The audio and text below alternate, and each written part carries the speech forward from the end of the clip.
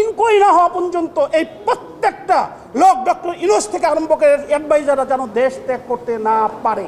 তাদেরকে ভারত অর্থ দিয়ে, তাদেরকে অস্ত্র দিয়ে, ট্রেনিং দিয়ে বাংলাদেশের বিরুদ্ধে তাদেরকে দাঁড় করিয়ে দিচ্ছে।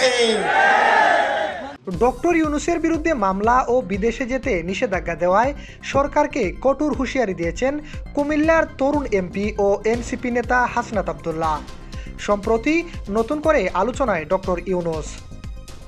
জানা যায়, অন্তর্বর্তীকালীন সরকারের সাবেক প্রধান উপদেষ্টা ডক্টর মোহাম্মদ ইউনূস এবং তার মন্ত্রিসভার সাবেক উপদেষ্টাদের বিদেশ যাত্রায় নিষেধাজ্ঞা চেয়ে আইনি নোটিশ ও রিট পিটিশন দায়ের করেছেন সুপ্রিম কোর্টের আইনজীবী ব্যারিস্টার এম আশরাফুল ইসলাম।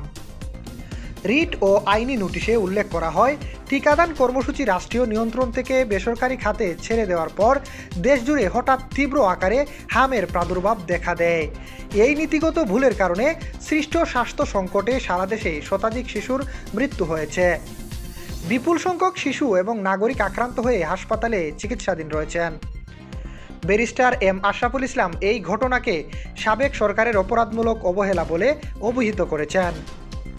তিনি সরকারের মন্ত্রিপরিষদ সচিব, স্বাস্থ্য সচিব ও স্বরাষ্ট্র সচিব বরাবর পাঠানো নোটিশ এবং পরবর্তীতে হাইকোর্টে দায়ের করা রিটে দাবি করেন, এই টিকাদান নীতি পরিবর্তনের পেছনে কোনো অনিয়ম বা উদ্দেশ্য ছিল কিনা তা খতিয়ে দেখতে একটি উচ্চ পর্যায়ের তদন্ত কমিটি গঠন করে ডক্টর ইউনূস সহ সংশ্লিষ্ট 24 জন কর্মকর্তার বিদেশে ভ্রমণের উপর নিষেধাজ্ঞা জারি করার জন্য আহ্বান জানান। এবার আলোচিত এমন বিষয় নিয়ে মুখ খুললেন তরুণ এমপি ও আলোচিত এনসিপি নেতা হাসনাত আব্দুল্লাহ। তিনি বলেন, সরকার ডক্টর ইউনূসের বিরুদ্ধে শেখ হাসিনার মতো করেই নতুন করে ষড়যন্ত্রে লিপ্ত হয়েছে। ডক্টর ইউনূস বিএনপি সরকারের বেআইনি কর্মকাণ্ডে সহযোগিতা না করায় তাকে বিপদে ফেলার চেষ্টা করা হচ্ছে।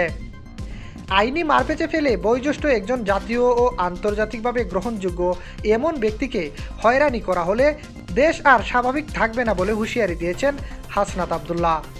প্রিয় দর্শক, ডক্টর ইউনূসকে নিয়ে হাসনাত আব্দুল্লাহর এমন বক্তব্য আপনি কতটুকু সমর্থন করেন?